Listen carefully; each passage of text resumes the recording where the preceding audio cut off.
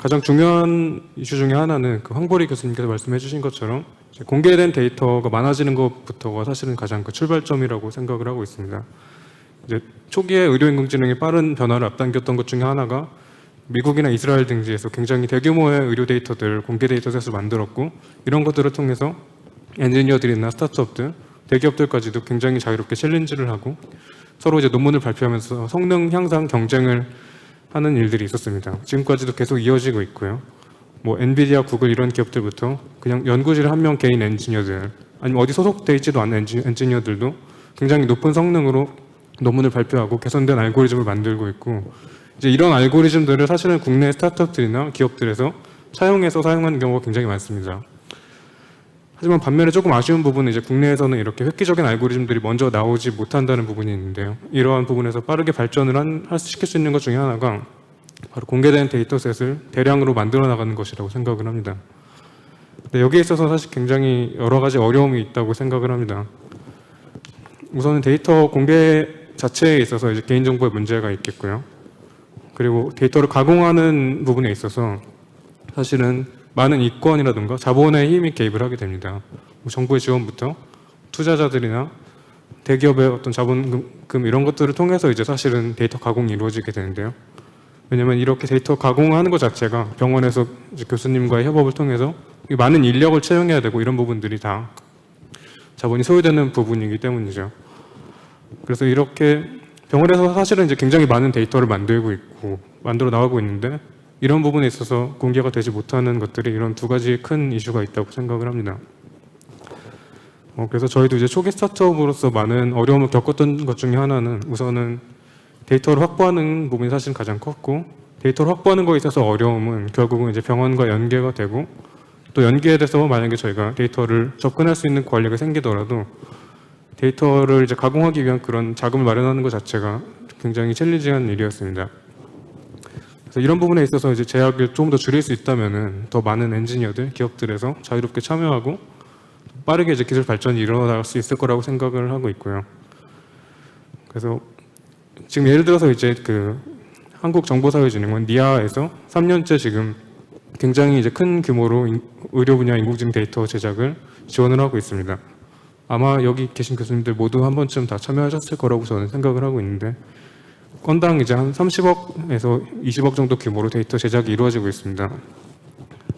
3년째 진행이 되고 있고, 굉장히 많은 분야에서 텍스트라든가 뭐 의료 영상 등 이제 다양한 데이터들이 만들어졌습니다. 근데 이런 데이터를 활용하는 거에 있어서도 아직도 많은 제약이 있고 데이터 접근에 있어서 어려움이 따르고 있습니다.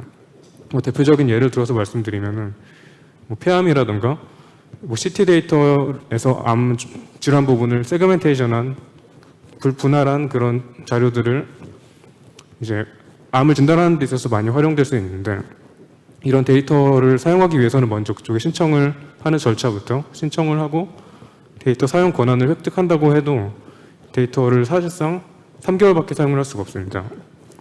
그것도 이제 오프라인으로 제한된 환경에서 방문을 통해서 엔지니어가 작업을 해야 되고요. 결국은 사실상 이게 제품 개발로 이어지기보다는 그냥 단순한 테스팅 목적이나 마지막 한 번에 약간의 고도화하는 수단 정도로밖에 사용을 하지 못하고 있습니다. 그래서 우선은 이렇게 제작되고 있는 되게 가치 있는 의료 분야 인공지능 데이터들 먼저 조금 더 접근하기 편하게 개방하는 것이 저희가 가장 먼저 진행해야 되는 과제가 아닌가 생각이 들고요. 그리고 이제 두 번째 이슈와 관련해서 조금 더 이제 병원에 접근하기 편리한 그런 시스템들이 많이 필요하다고 생각이 듭니다. 사실은 이제 저희도 가장 많은 어려움을 겪었던 것 중에 하나가 당장 이제 병원과 연결이 되는 거였습니다. 저희가 교수님들에게 콜드 메일을 보내도 사실상 답장을 받는 게 쉽지 않은 일이고, 결국 이제 몇 가지 의료 데이터 중심병원과 같은 좋은 사업을 통해서 연결이 될 수가 있었는데, 그 과정까지 많은 어려움이 있었습니다. 그래서 좀 더 이제 오픈되게 기업들이 지원을 하고 다양한 주제의 토픽들을 병원과 빠르게 좀 연결될 수 있는 그런 시스템이 있었으면 좋을 것 같다는 바람입니다. 네, 이상입니다. 네, 굉장히 그 산업체에 있어서 좋은 의견을 해드린 것 같습니다. 아까도 얘기했지만 니아 쪽에서 하는 그 AI 데이터 세트는 이제 비교적 그래도 접근이 용이하지만은 사실은 거기에 있는 임상 데이터는 솔직히 좀 부족한 게 사실이고, 그래서 그런 아마 허들이 좀 있는 것 같습니다. 그래서 아마도 데이터 중심 병원, 의료 데이터 중심 병원에 있는 데이터에 이런 외부의 사업체가 AI에 관련된 그런 어떤 연구를 같이 하면 더 임상 데이터와 여러 가지 비정형 데이터를 같이 할 수 있는데요. 아마도 제 생각에는 이게 AI 실증 임상 시험 센터랑 연결해서 이 AI 데이터 세트에 관련된 그런 것들을 활용을 많이 할 수 있는 그런 기관 이런 거에 대한 방향성을 이기에 좀 어떻게 포함시키는 것도 굉장히 좋은 그런 방향이 될 수 있을 것 같다는 그런 생각이 듭니다. 예, 감사드리고요. 그 다음에는 우리 한국유방암학회 김희정 교수님, 현재 아산병원 울산대학병원 유방외과 교수님이신데요. 오늘 예, 좀 좋은 말씀 부탁드리겠습니다.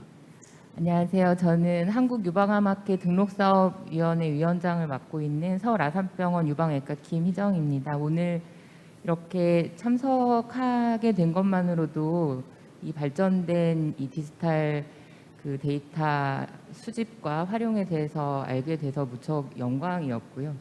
잠깐 소개를 드리면 유방암학회는 그 회원들 병원들의 이 유방암 정보들을 수집을 하고 있습니다. 20년 정도 되었고요. 환자들의 임상 데이터와 과거에는 통계청 사망 데이터까지 해서 이 등록사업 레지스트리 데이터를 기반으로 많은 중요한 임상적으로 중요한 이제 연구들이 실제로 발표가 되었었습니다.